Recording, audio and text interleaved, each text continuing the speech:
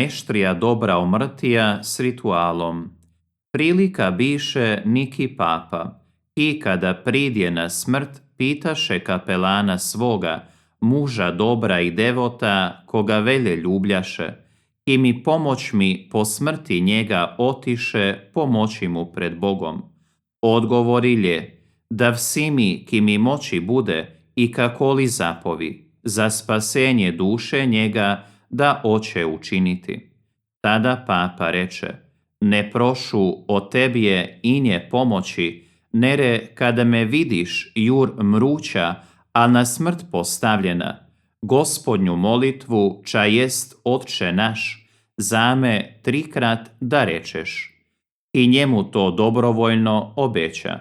I reče mu papa, kada prvi Otče naš rečeš, reci v čast stuženija smrti Isu Hrstove, moleći ga da množastvo njegova krvavoga pota i za strah njega nevolje, ali muke za nas obilno izlije, suprot množastvu grihov mojih, Otcu prikazati i pokazati mu da dostojice, za vse nevolje, muke i stuženija, ke za grihi moje dostojan sam.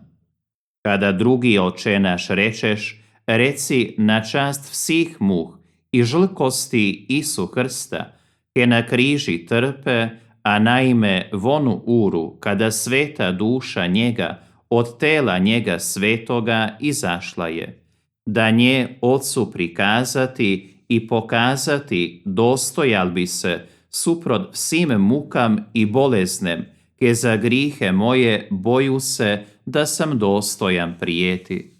Kada rečeš treti Oče naš, reci v čast neizrečene ljubve Isu Hrsta, kad njega od nebes na zemlju zatrpiti vse ove muke pripela, da to jeju ljubviju mene spasti i nebo mani otvoriti dostojal bi se.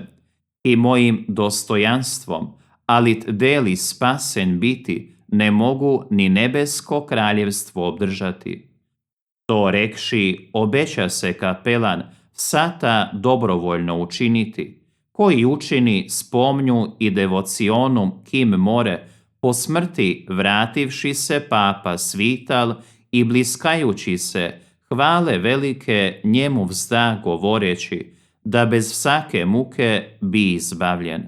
Zač po prvom Oče naši Isu Hrst pot svoj krvavi zame pokaza Otcu vsu moju nevolju odigna. Po drugom Oče naši po gorkosti vsih muk njega, vse grihe moje, kako i oblake otpra. Po tretom Oče naši za ljubav ku nebo otvori i mene s radosti uvpela. Za to otkrivenije i za očitovanje ko rečeni kapelan mnozim otkri, mnozih mestih običaj jest postal, da ondi rečeni način molitvje pred umirajućim devoto obslužuje se.